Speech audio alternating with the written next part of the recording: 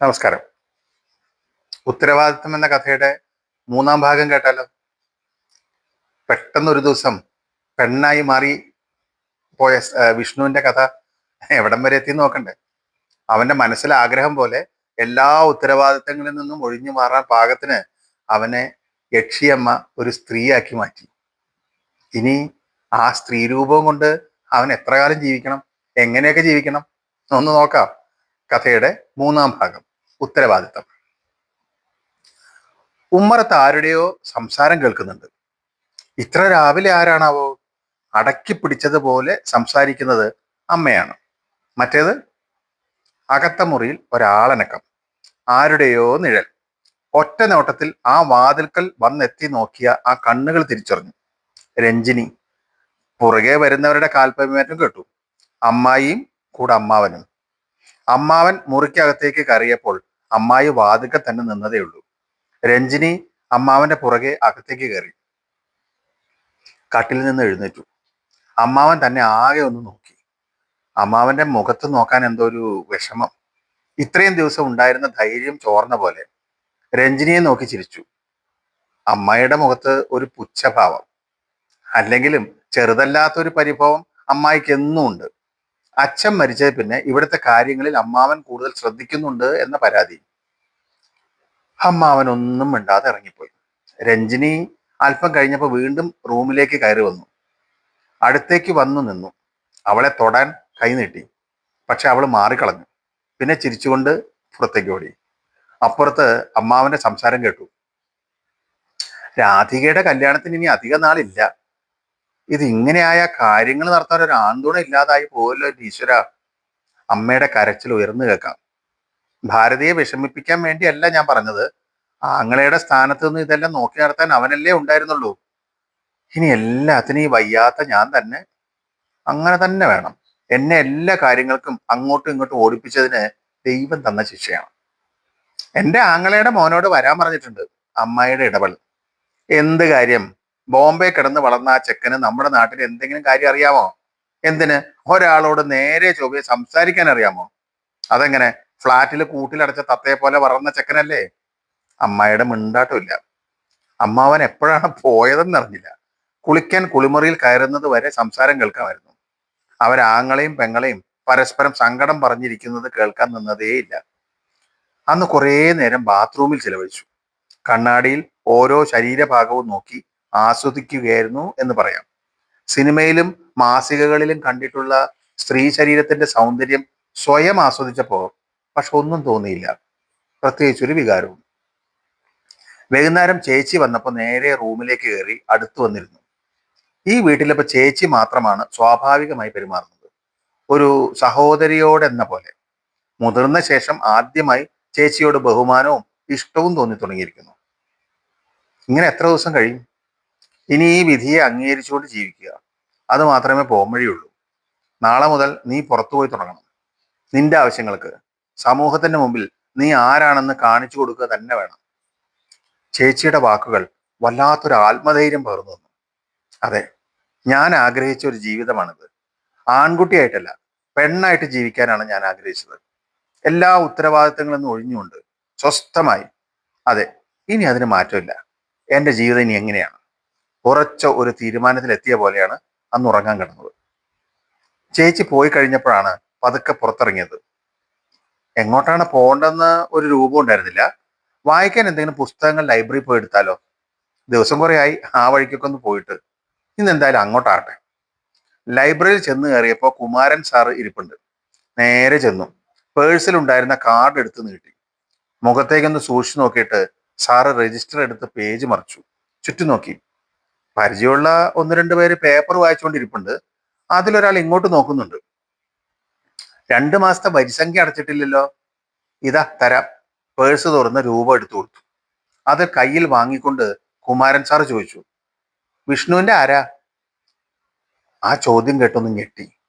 ഞാൻ ഞാൻ വിഷ്ണു അല്ല. അല്ല, ഞാൻ വിഷ്ണു അല്ല. പിന്നെ പിന്നെ പക്ഷെ കൂടുതലൊന്നും ചോദിക്കാതെ കാർഡും രസീതും തന്നുകൊണ്ട് സാറ് ചിരിച്ചു. ഷെൽഫിനടുത്ത് പോയി പുസ്തകങ്ങൾ തിരയുമ്പോൾ അടുത്തുകൂടി നടന്നുപോയ ഒരു പെൺകുട്ടി തിരിഞ്ഞു നോക്കി ചിരിച്ചു. ചെറിയ ഒരു ജാള്യതയോടെ തിരിച്ചും ചിരിച്ചു. ബുക്ക് രജിസ്റ്ററിൽ ചേർക്കുമ്പോൾ സംശയം നിറഞ്ഞ കണ്ണുകളോടെയുള്ള കുമാരൻ സാറിന്റെ നോട്ടം അവഗണിച്ചു. ലൈബ്രറിയിൽ നിന്നും പുറത്തേക്ക് ഇറങ്ങി വരുന്ന വഴി ശശി ബൈക്കിൽ വരുന്നത് കണ്ടു. ഓ, നന്നായി, ഒരു ലിഫ്റ്റ് അടിക്കാം. ഇനി ഈ വെയിലത്ത് വീട് വരെ നടക്കണ്ടല്ലോ. ശശി പക്ഷേ അടുത്തെത്തിയെങ്കിലും വണ്ടി നിർത്തിയില്ല. സൂക്ഷിച്ചു നോക്കിക്കൊണ്ട് കടന്നുപോയി. കൈ നീട്ടി കാണിക്കണമെന്ന് തോന്നിയെങ്കിലും അവൻ അടുത്തെത്തിയപ്പോ എന്തോ കൈകാലുകൾ അനങ്ങാത്ത പോലെ. ഒരു അന്യപുരുഷനോട് ഞാൻ എങ്ങനെയാ? വീട്ടിൽ ചെന്നപ്പോ അടുക്കള മുറ്റത്ത് പണിക്കാരാരോ അമ്മയോട് സംസാരിക്കുന്നത് കേട്ടു. ഒപ്പം അമ്മയുടെ കരച്ചിലിന്റെ ശബ്ദവും കേൾക്കാം. വാതിൽക്കൽ മറഞ്ഞു നിന്നു. അപ്പുറത്തെ സംസാരം വ്യക്തമായി കേൾക്കാം. എന്നാലും എന്റെ ഭാര്യയമ്മേ, ഈ കുട്ടിക്ക് ഇത് എന്ത് പറ്റിയതാ? ദൈവകോപം എന്നല്ലാണ്ട് എന്താ പറയാ? നല്ല ചൊണയായിട്ട് ഇവിടുത്തെ എല്ലാ കാര്യവും നോക്കി നടത്തിയിരുന്ന മാധവൻ തമ്പ്രാൻ ഇല്ല എന്ന തോന്നൽ ഞങ്ങൾക്ക് ഉണ്ടായിരുന്നില്ല. ഇനി എന്ത് ചെയ്യും? ആൾക്കാരുടെ മുഖത്ത് എങ്ങനെ നോക്കും? ഇനി എന്തൊക്കെ പറച്ചിലാണാവോ ഉണ്ടാകാൻ പോണത്? ഓ, അതാ കല്യാണിയമ്മയാണ്. അവർക്ക് ഇത് തന്നെയാണ് പണി. അപ്പുറത്തെ ഇപ്പുറത്തെയും കുറ്റവും കുറവും അങ്ങോട്ടും ഇങ്ങോട്ടും ചെന്ന് പറയുക, എന്നിട്ട് അവരെ തമ്മിൽ വഴക്കടിപ്പിക്കുക. നാശം, ഇവരെങ്ങോട്ട് എന്തിനാണ് അവ കെട്ടിയെടുത്തത്? അച്ഛനുണ്ടായിരുന്നപ്പോ ഈ വീടിന്റെ പടി കടക്കാൻ ധൈര്യമില്ലായിരുന്നു. എന്നോടും അങ്ങനെ തന്നെയായിരുന്നു. ഒരിക്കൽ 10ാം ക്ലാസ്സിൽ മാർക്ക് കുറഞ്ഞോ, സുഭദ്രാമ്മയുടെ മോൻ സുനിലിന് എന്നേക്കാൾ കൂടുതൽ മാർക്കുണ്ടല്ലോ എന്നൊക്കെ പറഞ്ഞൊരു വിളയാട്ടം നടത്തി നോക്കിയതാ. അന്ന് എന്റെ വായിൽ നിന്ന് കണക്കിന് കേട്ടേ പിന്നെ ഈ വഴിക്ക് വന്നിട്ടില്ല. ഇതിപ്പോ അതിന്റെയും കൂടി ക്ഷീണം തീർക്കാനുള്ള വരവാണ്. ഇനി ഈ രണ്ട് പെൺപിള്ളേരെയും കൊണ്ട് ഭാരതിയമ്മ എങ്ങനെയാ? ഭാസ്കരമോഹനും തീരെ വയ്യല്ലോ. എനിക്കൊന്നും അറിയില്ല കല്യാണി, എല്ലാം ഈശ്വര നിശ്ചയം. ആ കണിയാനെ വിളിച്ചൊന്ന് പ്രശ്നം വെപ്പിക്കായിരുന്നില്ലേ? ഇനി വല്ല കൂടോത്രമോ മന്ത്രവാദമോ ആരെങ്കിലും നടത്തിയതാണാവോ? ഇവർക്ക് ഇത് എന്തിന്റെ കേടാ? ഞാൻ സ്വയം വിചാരിച്ചിട്ട് തന്നെയാ പെൺകുട്ടിയായത്, അല്ലാതെ മന്ത്രവും തന്ത്രമൊന്നും അല്ല. ഈ കുടുംബം കലക്കുകൾ ഇനി ഇവിടെ നിന്ന് അമ്മയുടെ സമനിലെറ്റും. അമ്മേ, ഊണ് കഴിച്ചാലോ? വിശന്നിട്ട് വയ്യ. ശരി മോനെ, നീ കൈകാല് കഴുകി വന്നോ. അപ്പുറത്തു നിന്നും അടക്കി പിടിച്ച ചിരി. പിന്നെ ഒരു വിലാപം പോലെ ആരോ പറഞ്ഞിട്ട് പോന്നു കേട്ടു. അമ്മ ഇനി മോളെന്ന് മാറ്റി പറയാൻ ശീലിക്കണം. അല്ല, ആ പണിയൊക്കെ തന്നെത്താൻ ചെയ്യേണ്ടതല്ലേ? ഒരു നിമിഷം തരിച്ചു നിന്നു. ഊണ് കഴിഞ്ഞ് പ്ലേറ്റ് സ്വയം കഴുകി തിരികെ വയ്ക്കുമ്പോൾ നിറഞ്ഞ മിഴികളുമായി അമ്മ മുൻപിലുണ്ടായിരുന്നു. ഒന്നും മിണ്ടാതെ മുറിയിലേക്ക് പോന്നു. ലൈബ്രറിയിൽ നിന്നെടുത്ത ബുക്ക് വായിക്കാനേ കയ്യിലെടുത്തു. പക്ഷെ വെറുതെ പേജുകൾ മറച്ചതല്ലാതെ ഒന്നും വായിക്കാൻ പറ്റിയില്ല. തൻ്റെ ഈ മാറ്റം അത് ആഗ്രഹിച്ച് നേടിയതാണെങ്കിലും ഇപ്പൊ അത് വേണ്ടായിരുന്നു എന്ന് തോന്നുന്നുണ്ടോ? രൂപം മാറിയതോടൊപ്പം തന്റെ മനസ്സും മാറി വരുന്നതായി തോന്നി തുടങ്ങിയിരിക്കുന്നു. മുൻപുണ്ടായിരുന്ന തൻ്റെടവും ധൈര്യവും ഇല്ലാതായ പോലെ. മനസ്സെന്തോ ഉള്ളിൽ നിന്നും നിയന്ത്രിക്കുന്ന പോലെ.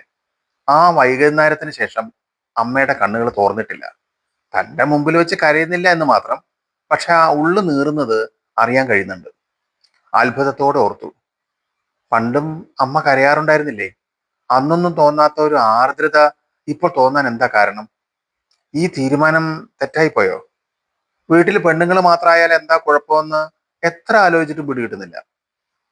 വൈകുന്നേരം ചേച്ചി വന്നപ്പോ എന്തോ മുഖത്തൊരു പന്തിയില്ലായ്മ. നീ ഇന്ന് പുറത്തു പോയോ? ആ, ഉവ്വ്, ലൈബ്രറി വരെ. ഉം. ചേച്ചി പിന്നീടൊന്നും ചോദിച്ചില്ല. രാത്രി അത്താഴം കഴിഞ്ഞപ്പോ മുറിയിലേക്ക് ചെന്നു. അടുക്കളയിൽ പാത്രങ്ങൾ കഴുകി വെക്കാനും നാളേക്കുള്ള അരിയും ഉഴുന്നും വെള്ളത്തിലിടാനും അമ്മയെ സഹായിക്കാൻ തുടങ്ങിയതാണ്. ആ പ്രവർത്തികൾ അമ്മയെ വീണ്ടും കരയിപ്പിക്കും എന്ന് തോന്നിയപ്പോ തിരികെ പോന്നു. എന്താ ആവട്ടെ, തന്റെ ഈ മാറ്റം അമ്മ അംഗീകരിച്ചേ മതിയാവൂ. അല്ലാതിനി എന്താ വഴി? പുസ്തകം വായിച്ച് കിടന്ന് ഒന്ന് മയങ്ങിപ്പോയി. പെട്ടെന്ന് ഉണർന്നു നോക്കിയപ്പോ മുറിയിൽ ലൈറ്റ് കത്തിക്കിടക്കുന്നു. അത് ഓഫ് ചെയ്യാൻ എഴുന്നേറ്റപ്പോഴാണ് പതിഞ്ഞ ശബ്ദത്തിൽ ആരോ സംസാരിക്കുന്നത് കേട്ടത്. രാത്രിയിൽ ആരാണെന്ന് അറിയാനുള്ള ആകാംക്ഷയോടെ പുറത്തേക്ക് ഇറങ്ങി. അമ്മയുടെ മുറിയിൽ നിന്നാണ്. ഈ രാത്രി ആരോടാ അമ്മ? ശബ്ദം ഉണ്ടാക്കാതെ മുറിക്ക് സമീപമെത്തി. ചേച്ചിയുണ്ട്. ഇനി എന്താ ചെയ്യുക എന്ന് ആലോചിച്ചിട്ട് എനിക്കൊരു പിടിയും കിട്ടുന്നില്ല. ഇങ്ങനൊരു ശാപം വരാൻ ഞാൻ എന്ത് തെറ്റാ ചെയ്തത് എന്റെ ഭഗവതി? അമ്മ ഇങ്ങനെ ആലോചിച്ച് ആദ്യ കൂട്ടണ്ട. പ്രഷർ കൂടിയാ പിന്നെ അത് മതി. ഹോസ്പിറ്റലിൽ പോകേണ്ടി വന്നാ പിന്നെ ഇവിടെ ആരാ? പാടത്ത് കൊയ്ത്തടുത്ത് വരികയാണ്. ഇവിടുത്തെ എല്ലാ കാര്യങ്ങളും നോക്കാൻ ഇനി ഞാൻ കൂടെ പോണ്ടേ? ജോലി കളഞ്ഞ ആ വരുമാനം ഇല്ലാതാവില്ലേ? നീ പെണ്ണൊരുത്തി വിചാരിച്ച എല്ലാം എങ്ങനെ ഒന്നിച്ചു കൊണ്ടുപോകും മോളെ? അവനുണ്ടായിരുന്നെങ്കിൽ. ആ, ഇനിയിപ്പൊ അത് പറഞ്ഞിട്ട് കാര്യമില്ലല്ലോ. അത് അവളായി പോയില്ലേ. വരുന്നത് പോലെ വരട്ടെ. എല്ലാം നശിച്ചു പോവല്ലോ എന്ന് എന്റെ പേടി. നിങ്ങളുടെ അച്ഛൻ എത്ര അധ്വാനിച്ച് നേടിയെടുത്ത ഈ സ്വത്തും എല്ലാം നോക്കാൻ ആളില്ലാതെ നിനക്കൊരു കുടുംബജീവിതം ആയാൽ പിന്നെ എന്ത് ചെയ്യും? അവന് ഭാരം ചുമക്കാൻ വയ്യ, അതുകൊണ്ട് യക്ഷിയമ്മയെ പ്രാർത്ഥിച്ചതിനാൽ ആണ് പെണ്ണായി മാറി എന്നും പറഞ്ഞുകൊണ്ടിരിപ്പല്ലേ? നോക്കാൻ വയ്യാതായെങ്കിൽ ആർക്കെങ്കിലും വിൽക്കാം, കിട്ടുന്ന വിലയ്ക്ക്. അല്ലാതെ എന്താ, ഭാരം ചുമക്കാനും കുടുംബം നോക്കാനും ഒന്നും വയ്യാത്ത ഒരു മോൻ ഉണ്ടാവുന്നതിനും ഭേദം അതാ. ഒരാൺതുണ ഉണ്ടാവും എന്ന എന്റെ വിചാരവും ഇല്ലാതെയായി. ഇപ്പൊ ചേച്ചിയും കരയുന്നുണ്ടോ? പതുക്കെ തിരിഞ്ഞു നടന്നു. അന്ന് ആദ്യമായി മനസ്സിനകത്ത് ഒരു വിങ്ങൽ. തന്റെ തീരുമാനം, അല്ല ആഗ്രഹം തെറ്റായിപ്പോയോ? എല്ലാവരുടെയും ആഗ്രഹത്തിനൊത്താണോ ഞാൻ ജീവിക്കേണ്ടത്? അപ്പോ എന്റെ ആഗ്രഹങ്ങൾ, സ്വന്തം അസ്തിത്വം നഷ്ടപ്പെടുത്തിക്കൊണ്ടാണോ ഒരു പുതിയ ജീവിതം തുടങ്ങേണ്ടത്? ഒരെത്തും പിടിയും കിട്ടുന്നില്ല. ജനാല തുറന്ന് പുറത്തേക്ക് നോക്കി നിന്നു. ഈ അന്തരീക്ഷം എന്നെ പുറകോട്ട് പിടിച്ചു വലിക്കും. ഇവിടെയുള്ള ആൾക്കാരുടെ മുഖങ്ങൾ വേട്ടയാടിക്കൊണ്ടേയിരിക്കും. അത് പാടില്ല. അത് തന്റെ പുതിയ വേഷവുമായി സ്വതന്ത്രമായി ജീവിക്കാനുള്ള ആഗ്രഹത്തെ തല്ലിക്കെടുത്തു. രക്ഷപ്പെടണം ഈ കെട്ടുപാടുകളിൽ നിന്നും, പുറകോട്ട് വലിക്കുന്ന ഈ കണ്ണുനീർ തുള്ളികളിൽ നിന്നും. ഞായറാഴ്ച കാപ്പികുടി കൊഴിഞ്ഞ് പത്രം മറിച്ചു നോക്കിക്കൊണ്ടിരിക്കുന്ന ചേച്ചിയുടെ സമീപം ചെന്നു. തന്റെ മുഖഭാവം ശ്രദ്ധിച്ചതുകൊണ്ടാണ് ചേച്ചി എന്താ എന്ന് തലകൊണ്ട് ആംഗ്യം കാട്ടി. ഞാനൊരു ജോലിക്ക് ശ്രമിക്കാമെന്ന് കരുതിയാണ്. ഡിഗ്രി കഴിഞ്ഞ് ഒരു 6 മാസം കമ്പ്യൂട്ടറും പഠിച്ചിട്ടുണ്ടല്ലോ. എന്തെങ്കിലും ജോലി കിട്ടിയാ ഈ പ്രശ്നങ്ങളെല്ലാം ഒന്ന് മാറ്റി വെക്കാം. പിന്നെ ഒരു സ്ഥിര വരുമാനം ആവുമല്ലോ. നീ ട്രൈ ചെയ്യ്. ചേച്ചി പത്രം മടക്കി വെച്ച് കുളിക്കാൻ പോയി. ഉച്ചയ്ക്ക് ഊണ് കഴിഞ്ഞ് സിറ്റൗട്ടിൽ ഇരിക്കുമ്പോൾ അടുത്തു വന്ന ചേച്ചി ഒരു ചെറു ചിരിയോടെ പറഞ്ഞു, ഇവിടെയുള്ള എല്ലാ സർട്ടിഫിക്കറ്റുകളും മറ്റ് രേഖകളും വിഷ്ണുവിന്റെ പേരിലുള്ളതാണ്. നിന്റെ പേരിൽ ഒന്നുമില്ല. അല്ല, നിനക്കൊരു പേര് പോലും ആയിട്ടില്ല. ശരിക്കും ഞെട്ടിയത് അപ്പോളാണ്. ഞാൻ ഈ വീട്ടിൽ, അല്ല ഈ ഭൂമിയിൽ ഒരു അഡ്രസ്സും ഇല്ലാത്തവനാണ്. അല്ല, ഇല്ലാത്തവൾ ആണ്. ഞാൻ ജീവിച്ചിരിക്കുന്നു എന്നതിനൊരു തെളിവില്ല. പടിഞ്ഞാറ്റയിൽ മാധവമേനന് ഒരാണും ഒരു പെണ്ണുമാണ് മക്കൾ. ആ മകൻ ഇന്നില്ല. അതിനർത്ഥം ഈ ഞാൻ ആരാണ്? എന്റെ അസ്തിത്വം എന്താണ്? കുറേ സമയമെടുത്തു ചേച്ചിയുടെ ചോദ്യം തുറന്നുവിട്ട പുകമറയിൽ നിന്ന് പുറത്തു കിടക്കാൻ. ഇല്ല, തോറ്റു കിടക്കാൻ തയ്യാറല്ല. ഞാൻ എന്നെ കണ്ടെത്തും. കണ്ടെത്തിയേ മതിയാവൂ. ചേച്ചി പറഞ്ഞ വലിയ ആ സത്യത്തിൽ മറഞ്ഞിരിക്കുന്ന അനേകം കാര്യങ്ങൾ ഉണ്ടെന്ന തിരിച്ചറിവ് വിഷ്ണുവിനെ, അല്ല അവളെ, ഒരു ഉന്മാദാവസ്ഥയിൽ എത്തിച്ചു. ഈ ഇരിക്കുന്ന പെൺകുട്ടിക്ക് അച്ഛനില്ല, അമ്മയില്ല, സഹോദരങ്ങൾ ആരുമില്ല, സ്വന്തമായി മേൽവിലാസം ഇല്ല, കേറിക്കിടക്കാൻ ഒരു വീടില്ല, സ്വന്തമായ ഒരു തുണ്ട് ഭൂമിയില്ല.